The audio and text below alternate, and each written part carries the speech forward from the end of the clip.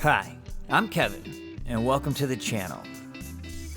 Today we're going to add some anodized aluminum, get rid of those purple brake calipers, and just add a little bit of personality to the bike.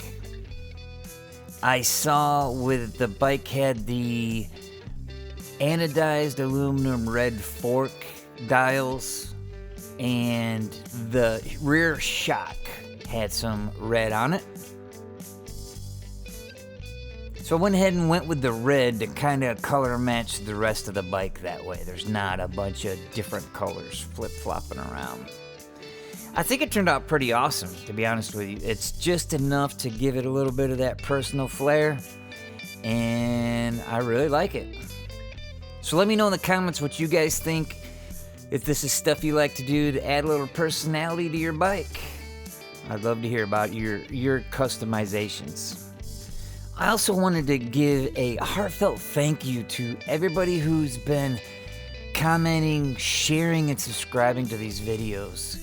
This is totally made for fun. I had no intentions of doing anything other than just getting some of my thoughts and ideas out there and trying to get better at making these videos. And I am very, very thankful that you guys are enjoying this stuff. So thank you very much.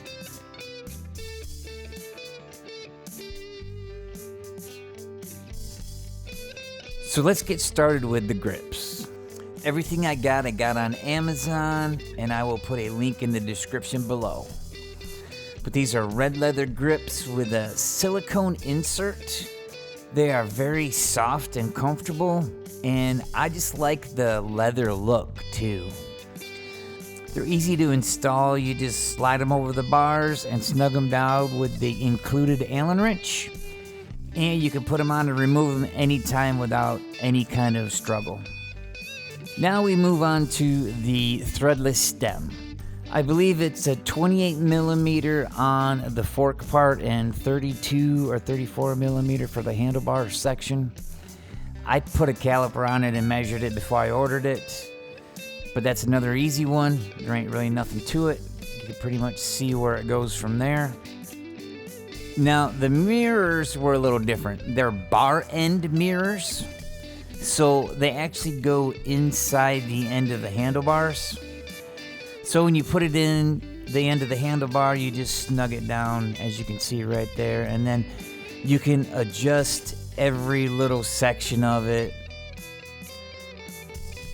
to get it exactly where you want it, and then you can snug them down. It's really cool. And now for the calipers. The calipers took a little bit more time.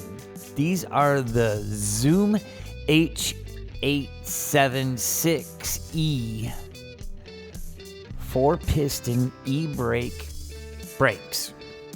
They have a switch in the levers for the e-bike stuff so that it'll actually cut off the bike if you wanted to do it that way.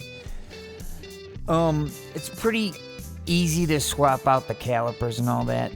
I had to order a hydraulic brake kit, and that came with little ball ends and the ends to bolt the line to the actual caliper and lever, because it came with one side and it was hooked to the caliper. So I thought that was kind of weird, but anyway, I ordered that little kit and I was able to put it all together. Changing out the levers wasn't too bad. You just had to take everything off and then put the levers on and then put it all back together. So it wasn't too terrible. It just takes time, you know, just like anything else on these things. But when I did put it all together, the brake lines were surprisingly close to where they needed to be anyway. But I did have to replace. I was hoping to be able to use the old line since they were already in the bike, you know. But the old line had a different sort of fitting on it, which I just had to use the line that came with the actual kit itself. So, all in all, it was relatively easy. If you want to see more on the brakes and how I bleed them or any of that stuff, let me know in the comments down below. I'll gladly give you a demonstration on how to bleed the hydraulic brakes and get them working right if you decide you wanted to do something like this too. Now, the purple brakes were fine. They were actually really great, but I didn't like the color of them.